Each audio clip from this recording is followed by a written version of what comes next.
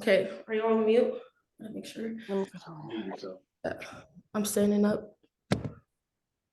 Okay. Hello, my name is Gianni Haney. I'm sure most of you know that.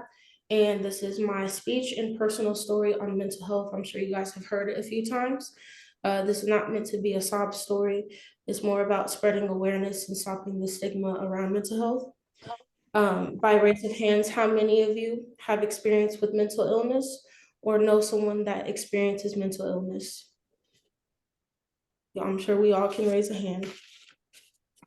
Did you know that only 30% of adults have been affected by anxiety at some point in their life? This number was kind of shocking as anxiety seems like a very common thing and everyone kind of has it. Some people, however, would probably not want to be associated with mental illness or have an mental illness because of the stigma. As someone who's dealt with anxiety almost their whole life, I feel it shouldn't be as stigmatized as it is. I believe I felt anxiety at the earliest age of 8 years old. Anxiety, if you don't know, is an intense, excessive worry of everyday situations.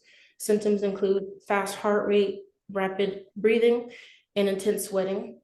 And you may be asking, why does an 8-year-old feel like this? Or why does anyone feel like this? This can often be due to a traumatic event, stress buildup, and even passed down by family members. I wasn't fully aware of what anxiety was until I reached middle school. However, I always felt invalid because everyone feels anxious, and society teaches that anxiety occurs when you feel stress. But for me, anxiety is a looming fear of life, and it's often very crippling, leaving me in a situation that I feel trapped and that I can't move. This disorder should not be invalidated by any other mental illness. Those who live with it should be offered the proper care and treatment. Anxiety can often lead to other illnesses such as depression and bipolar disorder, vice versa. Depression has followed me around a whole lot of my life and often coincides with my anxiety, kind of tag teaming.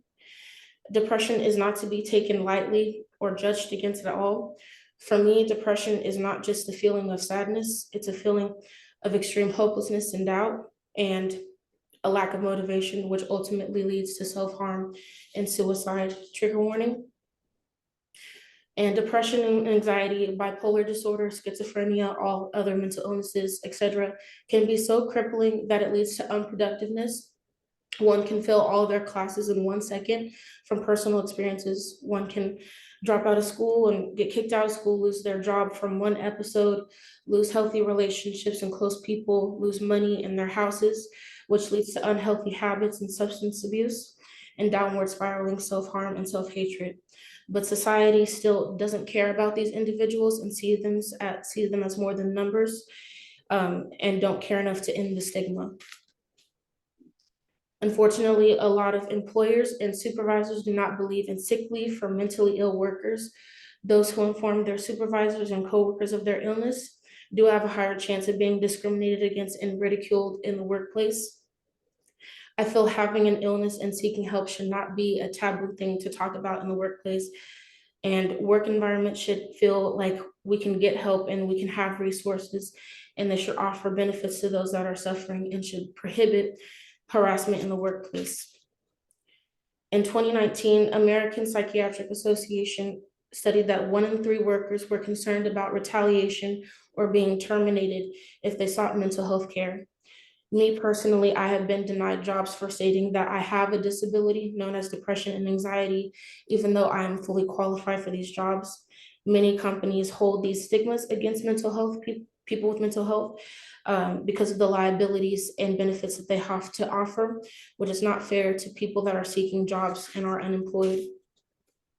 A quote from Michelle Obama: "We would never tell someone with a broken leg that they should stop wallowing and get it together. We don't consider taking medication to get an ear infection over with something to be ashamed of.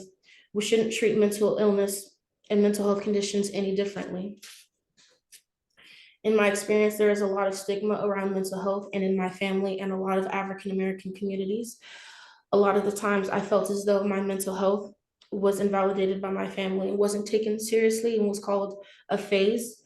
Um, I was taught to be strong and not to give in to this illness. The problem in most families, in my family, We have to first acknowledge and accept our disorders, and we have to be okay that we are different and we're not all the same, and that shouldn't be frowned upon.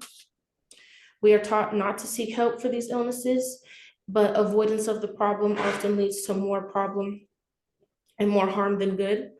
I want my family to stop the stigma and stop treating those with mental illness as though they are damaged, and it's valid to seek mental health care. As of now, I still have anxiety and depression, and I have acknowledged that it will never go away, that it's something that I have to work with, and I'm sure my family acknowledges it. But the key for me, and the key will always be, is to reach out and inform those who are unaware of mental illness, to educate them and to help them overcome the stigma. I feel accepted now, and my hope is for mental health to be normalized and to shed a light on those that are suffering in the silence and need a voice. The end. Thank you. Thank you. Good job. Good job.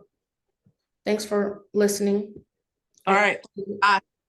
Have a great day. Hi. Take your medication. I don't have any. Bye. What? Bye. Tip, don't be telling that. Medication. Tip. Yeah,